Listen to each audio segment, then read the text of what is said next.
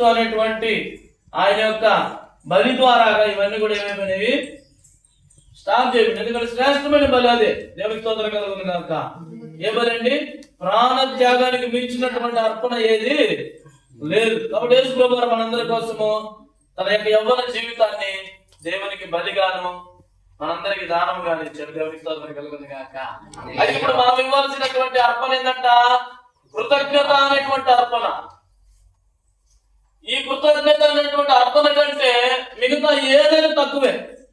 అది వెండి కావచ్చు, బంగారం కావచ్చు, ఈ భూమి మీద వెలగలిగినవి అనబడినటువంటిది ఏదైనా కూడా నువ్వు దేవునికి చెల్లించే కృతజ్ఞత స్తుతి అనేది చూసినావు, దానికంటే తక్కువ ఇవన్నీ కూడా. అందుకే వెండి బంగారం ఏం కోరుకోల దేవుడు. బైబిల్ అంతా మీరు చదవండి, 66 పుస్తకాలలో చదవండి. దేవుడు అంటున్నటువంటి మాట ఏమిటంటే నీ నోరు తెరిచి ప్రభువుని స్తుతించాలని ఆశపడుతున్నాడు. దేవునికి స్తోత్రం కలుగును గాక. మనము చాలా సార్లు అన్ని చేస్తాం, దేవునికి పండగలు చేస్తాం, దేవునికి ఖర్చు పెడతాం, దేవునికి అన్ని చేస్తాం, కానీ చేయాల్సింది చేయకుండా మనం ఆశీర్వాదాన్ని పోగొట్టుకుంటాం. చూడండి, మనం ఒక మంచి ఆహారం చేసినాం అనుకోండి, వంట ఏదో తయారు చేసినాము, వంట బాగా తయారు చేసి బాగా మసాలా పెట్టి అన్ని వేసినాము, ఉప్పు లేదు అనుకోండి, అది రుచికరంగా ఉంటుందా?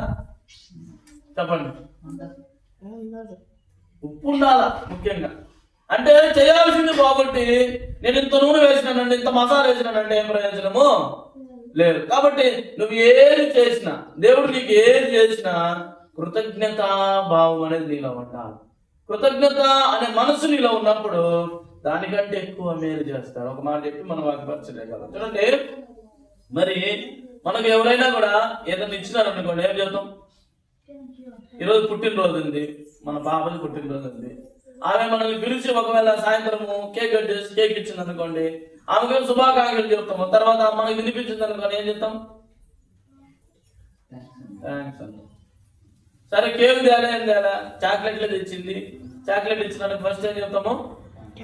Happy birthday. తర్వాత ఏం చెప్తాము? థ్యాంక్ యూ కదా. సరే, ఏ సందర్భం లేదు, ఎవరన్నా ఏదో మనకి ఏదో తెచ్చిచ్చినారు, ఏదో తినడానికో ఏదో మనకు అవసరమైన తెచ్చిచ్చినారు అనుకోండి, అప్పుడు మన మనసు ఎట్లా ఉంటుంది చెప్పండి? చేతులు పట్టుకొని, అబ్బా ఎంత మంచిదాన్ని సిస్టర్, ఎంత మంచిదాన్ని బ్రదర్, నా అవసరం గుర్తించి